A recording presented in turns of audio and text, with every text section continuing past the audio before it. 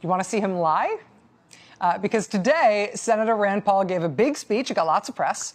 And at that speech, he also did an interview with NBC's Casey Hunt, in which he looked right at her and he told a lie.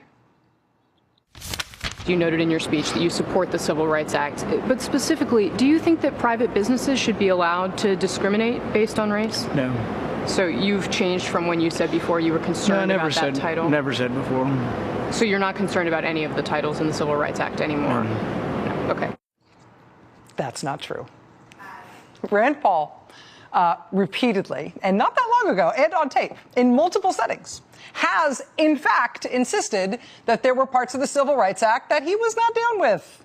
Specifically, the big part. The big part that made all the difference in the world, that everybody remembers. The part where the law was changed to tell private businesses, like, say, lunch counters in the South, that if they wanted to serve the public as a private business, they no longer had the right to do so in a racially segregated manner. That is the part Senator Paul said he kind of wasn't down with. Would you have voted for the Civil Rights Act of 1964? I like the Civil Rights Act in the sense that it ended discrimination in all public domains, and I'm all in favor of that. But? You had to ask me the but. I don't like the idea of telling private business owners. I abhor racism. I think it's a bad business decision to ever exclude anybody from your restaurant. But at the same time, I do believe in private ownership. But I think there should be absolutely no discrimination in anything that gets any public funding. And that's most of what the Civil Rights Act was about, to my mind. See, most of it he was okay with, but not all of it. Racism would be a bad business decision, but private ownership, gives you certain rights.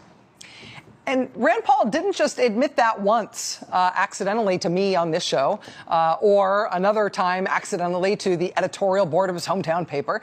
Rand Paul made this point a lot on tape, over and over again. There's evidence. It's all in the public record. But are you saying that had you been around at the time, you would have hoped that you would have marched with Martin Luther King, but voted with Barry Goldwater against the 1964 Civil Rights Act? Well, actually, I think it's confusing on a lot of cases with what actually was in the civil rights case, because, see, a lot of the things that actually were in the bill, I'm in favor of. A lot of the things that were in the Civil Rights Act, I'm in favor of. A lot of them, but not all of them. This guy is going to run for president. This guy, in fact, already is plainly running for president. And what he's lying about here is part of his very recent political history. It's not invisible. It's not made up. It exists on the record. But for some reason, Rand Paul thinks if he says it's not there, it isn't there. It will become invisible by him insisting it's not really there. It's like, look, I'm covering my eyes so you can't see me. You can't see me. I'm not here. Peekaboo. I'm Rand Paul. I mean, it works on babies. Maybe it'll work on the United States of America. He says it's true about himself. If you check the record, it's not true about him.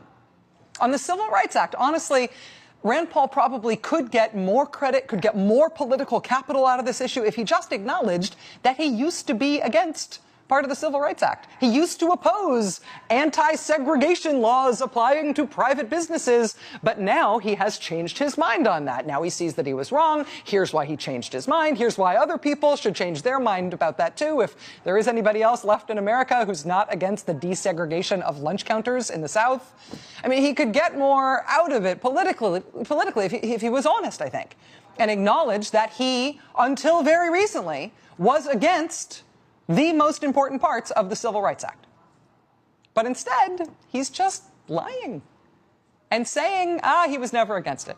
He never said these things. He never said these things which he plainly said over and over and over again on the record, on tape.